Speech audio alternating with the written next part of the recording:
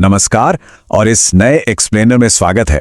आज हम जिस टॉपिक को अनपैक करने वाले हैं ना, वो सीधे भारत के फ्यूचर और एक बेहद शानदार स्ट्रेटेजिक शिफ्ट से जुड़ा है। हम बात कर रहे हैं देश के thorium based nuclear energy revolution की। ये दरअसल एक ऐसा बदलाव है जो लंबे समय तक हमारी फ्यूल सप्लाई को बिल्कुल सुरक्षित कर सकता है। तो बिना किसी देरी के आइए इसमें डाइव इन करते हैं।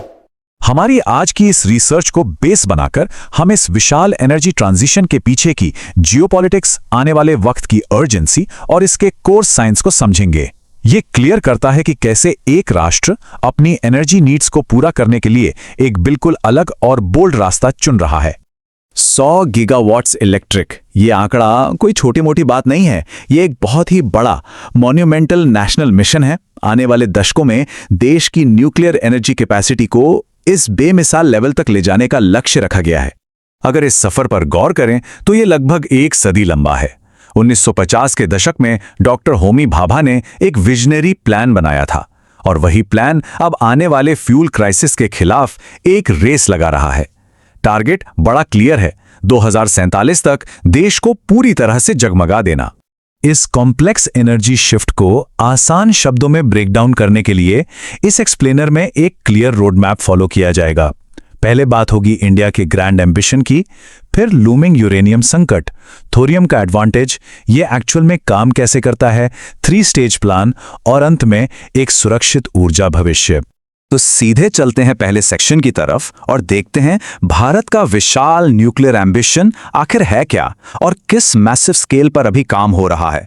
2047 के विकसित भारत फ्रेमवर्क की जो नींव है ना, वो दरअसल प्रेशराइज्ड हैवी वाटर रिएक्टर्स यानी PHWRs पर टिकी हुई है। ये टेक्नोलॉजी अब पूरी तरह से मैच्योर और कमर्शियली कॉम्पिटिटिव हो चुकी है। इसका स्केल कितनी तेजी से बढ़ रहा है ये इस बात से समझा जा सकता है कि बजट 2026-27 में ही 9 नए PHWRs को ग्रीन सिग्नल मिल चुका है।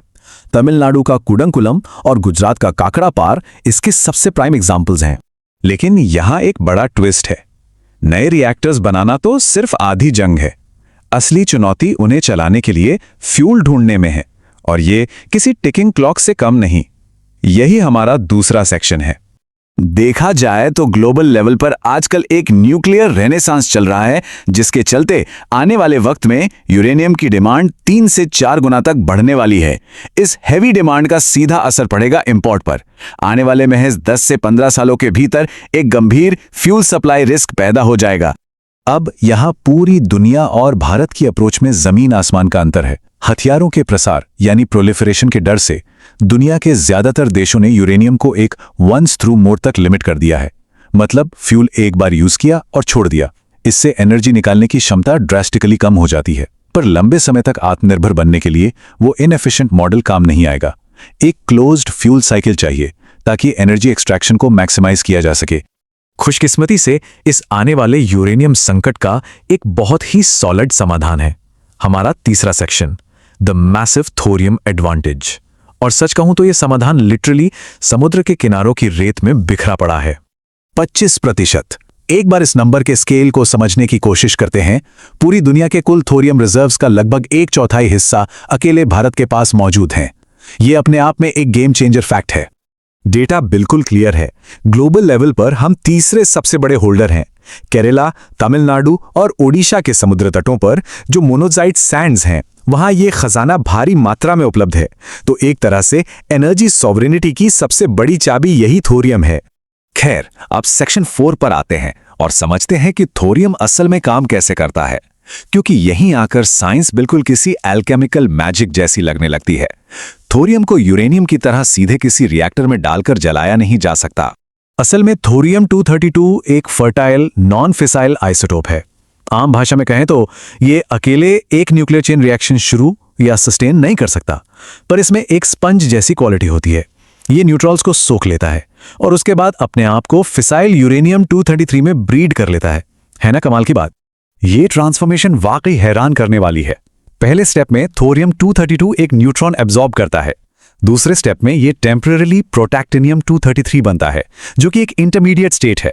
और फाइनल तीसरे स्टेप में ये कंप्लीटली फिसाइल यूरेनियम 233 में बदल जाता है। और यही यूरेनियम 233 असल में रिएक्टर के रिएक्शंस को पावर देता है। ये पूरा प्रोसेस माइंड ब्लोइंग है। अब आते हैं 5th सेक्शन पर, आखिर इस कॉम्प्लेक्स एटॉमिक एल्केमी को नेशनल स्केल पर एग्जीक्यूट कैसे किया जाएगा? इसके लिए एक बहुत ही दूरदर्शी रोड मैप तैयार किया गया है, द 3-स्टेज न्यूक्लियर प्लान। 1950 के दशक में डॉक्टर होमी जे भाभा ने यह मास्टर प्लान डिजाइन किया था। यह बिल्कुल एक परफेक्ट कैस्केड की तरह काम करता है। स्टेज 1 में pressurised heavy water reactors natural uranium का यूज करके पावर और बाय प्रोडक्ट के रूप में प्लूटोनियम बनाते हैं। फिर स्टेज 2 में फास्ट ब्रीडर रिएक्टर्स उस प्लूटोनियम से थोरियम के जरिए यूरेनियम 233 ब्रीड करते हैं। और फाइनली स्टेज 3 में एडवांस्ड हैवी वाटर रिएक्टर्स पूरी तरह से उसी यूरेनियम 233 और थोरियम पर चलते हैं।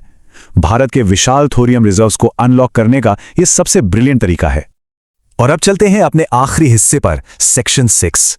यह पूरा इकोसिस्टम सिर्फ पावर प्रोडक्शन तक सीमित नहीं है, बल्कि यह आने वाले कल के लिए एक बेहतर और सुरक्षित दुनिया का वादा भी करता है। देखिए, यूरेनियम प्लूटोनियम साइकिल के कंपैरिजन में थोरियम U-233 साइकिल में इनहेरेंट प्रोलिफरेशन रेजिस्टेंस होती है। इसका सिंपल सा अर्थ यह है कि इस साइकिल के मटेरियल को परमाणु हथियारों में बदलना बेहद मुश्किल है।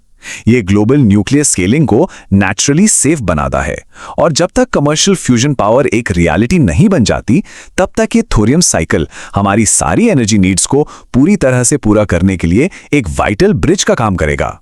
इस प्योर ब्लूप्रिंट को समझने के बाद एक बड़ा ही दिलचस्प सवाल छूट जाता है। जैसे जैसे ग्लोबली यूरेनियम कम होता जाएगा, क्या बाकी दुनिया भी इस शानदार, सेफ और थोरियम पावर्ड रास्ते पर चलना शुरू करेगी? ये वाकई सोचने वाली बात होगी। इस एक्सप्लेनर के लिए बस इतना ही। मिलते हैं अगली बार।